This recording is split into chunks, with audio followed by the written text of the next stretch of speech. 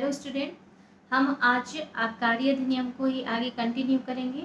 ये मेरा दूसरा वीडियो है। पहले वीडियो में हम परिभाषा खंड सेक्शन 2 में 2:12 तक हम कर चुके थे। आज जो है हम 2:13 से 2:18 तक हम कंप्लीट कर देंगे परिभाषा खंड इस वीडियो में। मैं आपको फिर से जो नए बच्चे हैं उनके लिए मैं बता दूं कि हमेशा जो बच्चे इस क्लास में पढ़ेंगे उनके हाथ में बेयर एक्ट होनी चाहिए।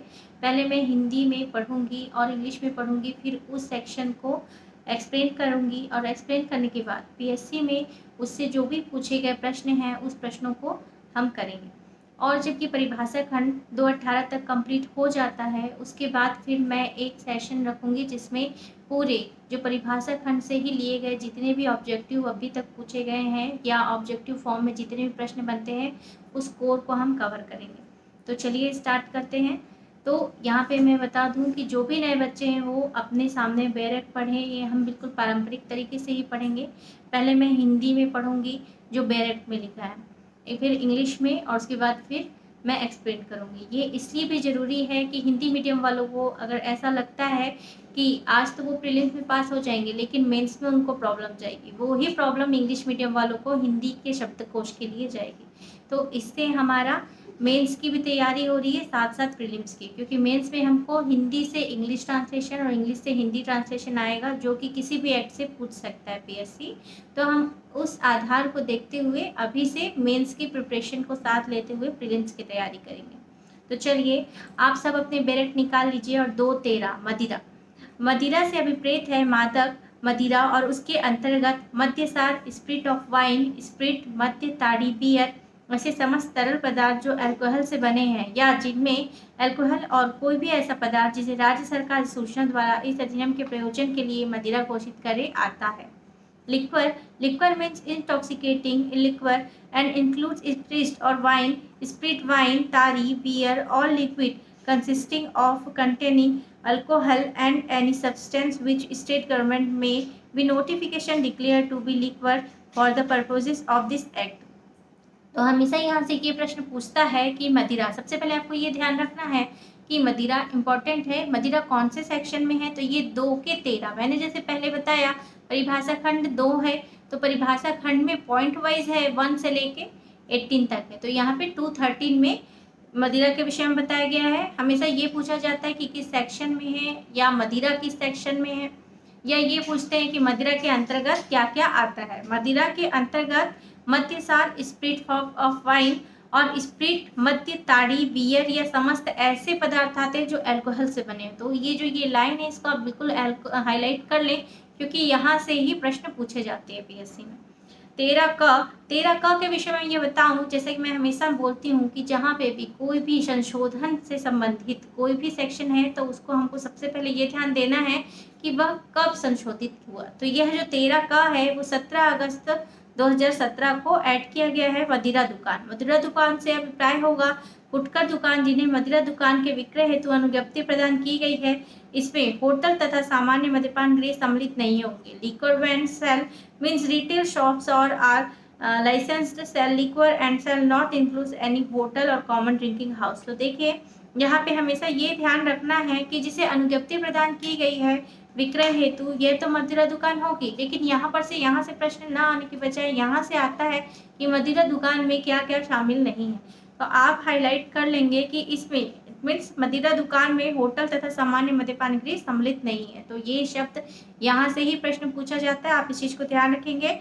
2:14 में विनिर्माण के अंतर्गत ऐसी प्रत्येक प्रक्रिया चाहे नैसर्गिक हो या कृत्रिम जिसके द्वारा कोई भी मादक द्रव्य उत्पन्न या तैयार किया जाता है और उसके अंतर्गत पुनः आसवनी करने और मदिरा का परिशोधन करने, समृद्ध करने और सम्मिश्रित करने, रंग देने की भी प्रक्रिया आती है। Manufacture includes every process whether natural or artificial by which an intoxicant is produced, prepared and also redistillation and every process for the rectification, flavoring, blending और coloring of liquid।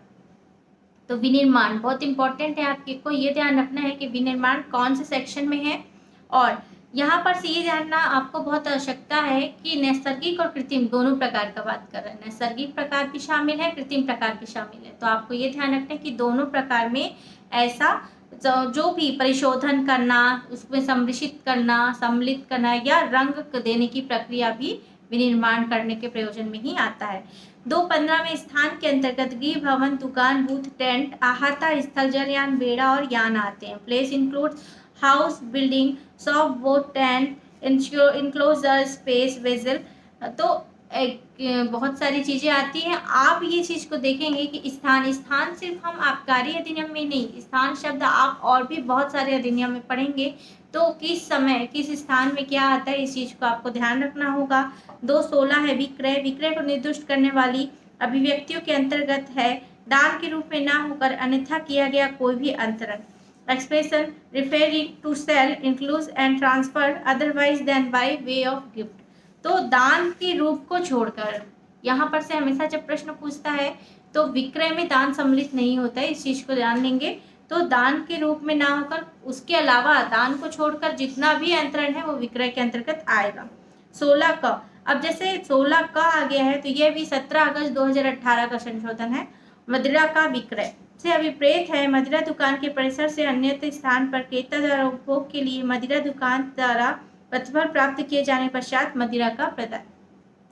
Cell of liquor means the transfer of liquor from a liquor vent after receiving consideration for consumption by the purchaser at a place other than the premises of liquor vent। तो यहाँ पे ये मदिरा का विक्रय है, 16 क में है और 17 अगस्त 2018 को जुड़ा है।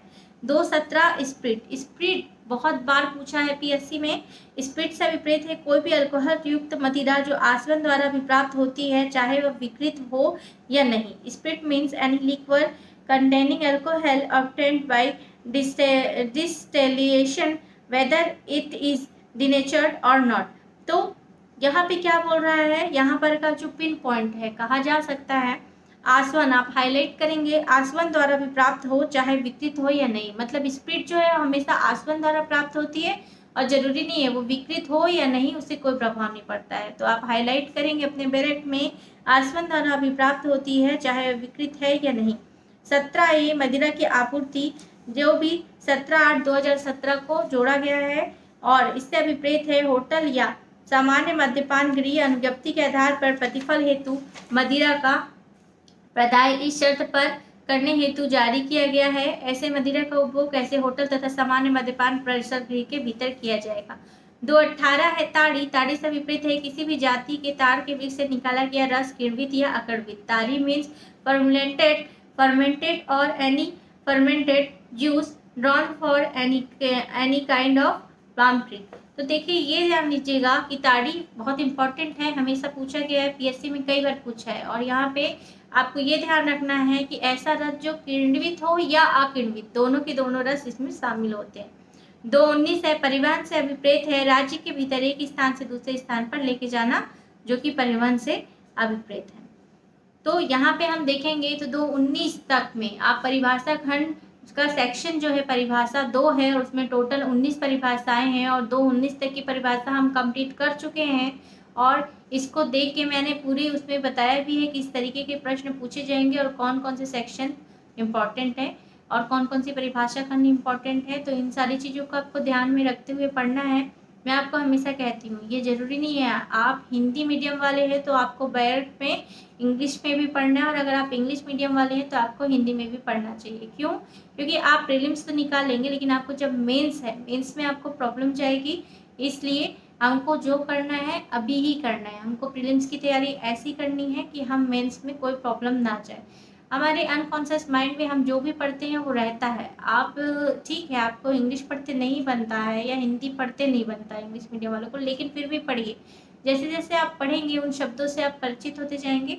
एक बार गलती होगी, दूसरी बार गलती होगी, लेकिन फिर बाद में आपसे गलती नहीं होगी। वो कहीं ना कहीं जब भी आपको जिस परीक्षा में जब याद होने का समय आएगा तो उस समय वो बिल्कुल आपको क्लिक करेगा, आप बिल्कुल उस चीज़ को पढ़ते जाएंगे। ठीक है, तो अब हम नेक्स्ट जो है सेक्शन आबकारी अधिनियम के सेक्शन बेस्ड पढ़ेंगे और सेक्शन 4 से हम पढ़ाई अपनी स्टार्ट करेंगे। ठीक है बच्चों, तो अपनी पढ़ाई करें।